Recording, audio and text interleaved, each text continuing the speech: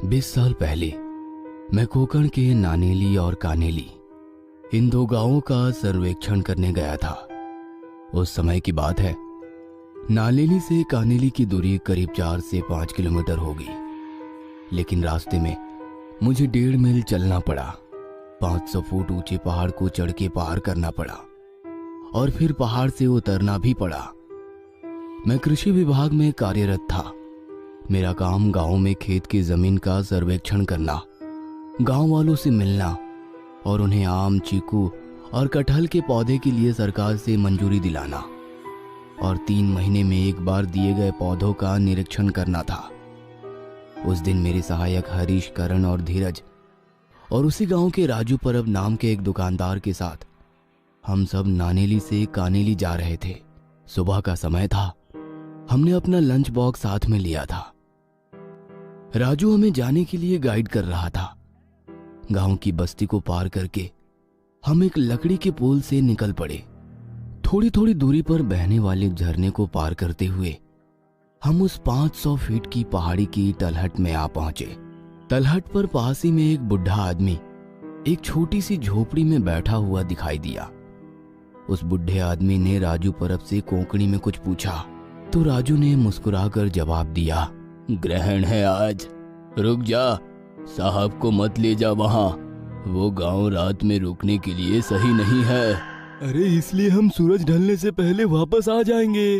राजू, क्या तुम्हें पता नहीं, उस गांव की घाटी में एक नदी है। नदी के पार उस गांव में एक बार जो आदमी जाता है वो कभी वापस नहीं लौटता। ये आप क्या कह रहे हो? मैंने ऐसा कभी नहीं सुना। केवल ग्रहण के दौरान ही ऐसा होता है। वो गांव लोगों को निगल लेता है। राजू और बूढ़े आदमी के बीच चल रही बातचीत सुनकर हम एक दूसरे को देखकर हंसने लगे। तभी हरीश और करण, ये दोनों मेरे असिस्टेंट, कहने लगे, सर, कोंकण में भूत प्रेत की बहुत सारी कहानियां और उसके चर्चे होते हैं। देखिए, वो बूढ़ा आदमी एक और नई कहानी कह रहा है। हम जो कह रहे थे उस पर ध्यान देते हुए बूढ़े ने हमसे कहा, आप लोग यहाँ के नहीं हो, इसलिए मैं आप सबसे ये बता रहा हूँ। पर मैं हैरान हूँ कि ये राजू तो यहीं का रहने वाला है, पर फिर भी इसे ये सब कुछ पता नहीं।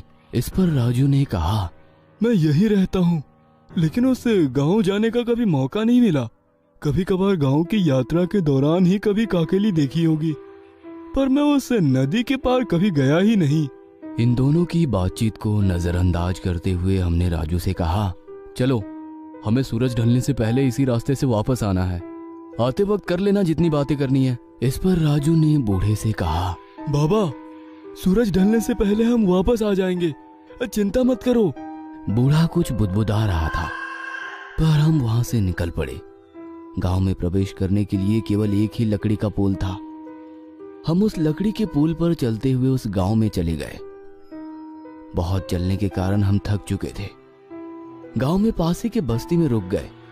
वहां हमने 4-5 किसानों से बात की। हमारे पास के नक्शे दिखाकर उन्हें आम और कटहल के पौधे के बारे में जानकारी दी। सब काम होने के बाद उसी किसान के घर के पीछे एक पेड़ की छाया में बैठकर हम लोग अपना टिफिन खाने लगे। रात में चंद्र ग्रहण होने के कारण गांव के लोग अपने सारे काम जल्दी जल्दी निपटा रहे थे। मुझे लगा कि कोकण में अंधविश्वासी लोग ज्यादा है। लगभग 3:30-4 बज रहे थे। उसी समय हमें गांव देवी के मंदिर के बगल में बहने वाली आंबेरी नदी पर जाने का सहयोग आया। बहुत से लोग हमसे नाना भगत के घर ना जाने का इशारा कर रहे थे, लेकिन नाना भगत को अपने खेत में तटबंध पर चीकू और नारियल के पौधे लगवाने थे और इसीलिए उनके खेत को देखना, निरीक्षण करना मेरे लिए बहुत जरूरी था। रास्ते में राजू गांव वालों से कोंकणी में कुछ बात कर रहा था। हमें ज्यादा समझ नहीं आया, बस कुछ नहीं होगा, कुछ नहीं होगा, ऐसा कहते हुए हमने सुना। नाना भगत गांव देवी के मंदिर के पीछे रहते थे, ठीक आंबेरी नदी के बगल में। हम नाना भगत की बस्ती में पहुंचे। हमने वहां 4-5 औरतें, 2 बच्चे, 2 बूढ़ी औरतें और नाना भगत को देखा। नाना भगत ने कमर से घुटने तक धोती लपेटी थी, हाथ में छड़ी, गले में अलग अलग मोती की मालाएं सिर पर एक बड़ा सा कुमकुम का टीका लगाया हुआ था। वो बहुत जल्दी में था।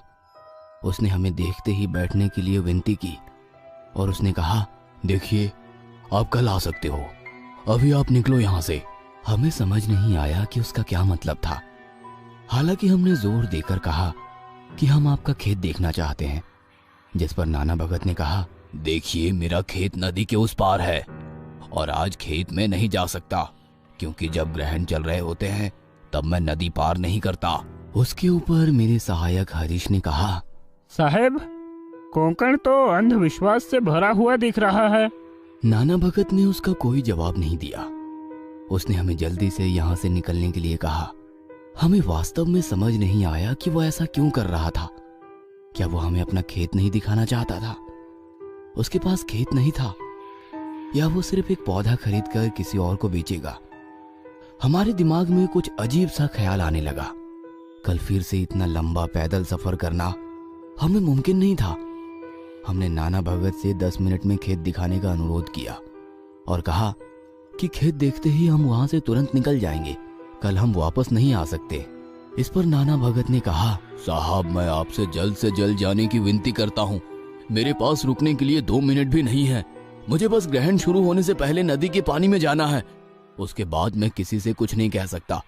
मैं सिर्फ अपनी सिद्धि का जाप करना चाहता हूँ, इसलिए यहाँ से तुरंत निकल जाइए। हरीश और करण दोनों ने कहा कि धीरज से पूछो क्या करें। चलो, यहाँ देवी के मंदिर में रहते हैं और कल यहाँ खेत देखने आते हैं और फिर वापस चले जाएंगे, नहीं तो राजू हमारी मदद कर ही देगा।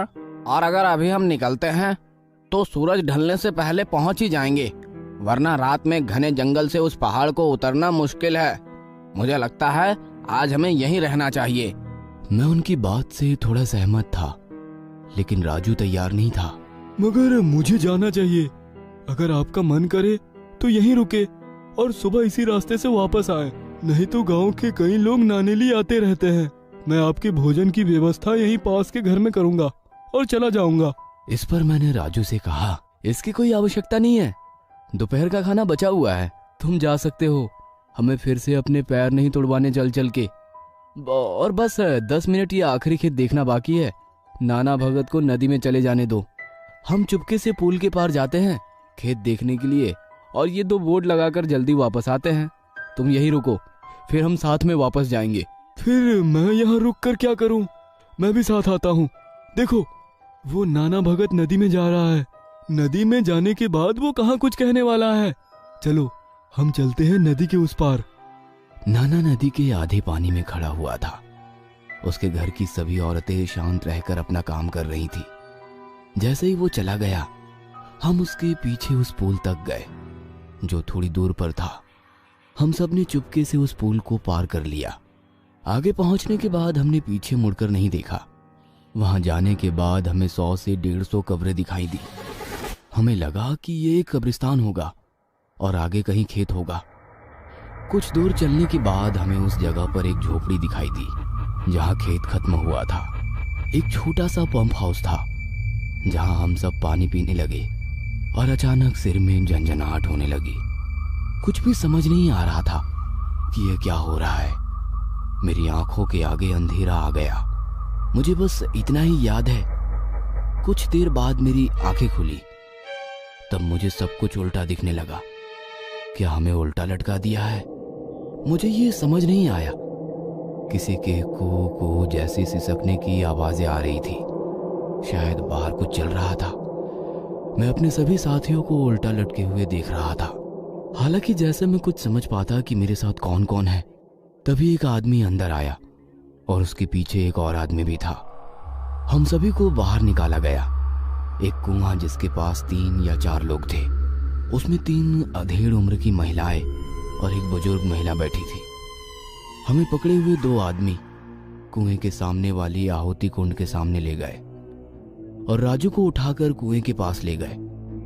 तब बुढ़िया हाथ में बाल्टी लेकर आई। उसने बाल्टी को कुएं में फेंक दिया। पानी जैसा कुछ उसमें से निकाला और राजू के शरीर पर फेंक दिया। वो लाल खून था। राजू के शरीर पर खून क्यों? इससे पहले कि वो कुछ समझ पाता, 2 लोगों ने उसे उठा लिया और कुएं पर लगे एक लकड़ी के खंभे पर उल्टा बांध दिया। राजू मदद के लिए चिल्ला रहा था। उसकी आवाज बहुत तेज होते जा रही थी। उसी समय हमें किसी के अजीब से गुर्राने की आवाज सुनाई दी।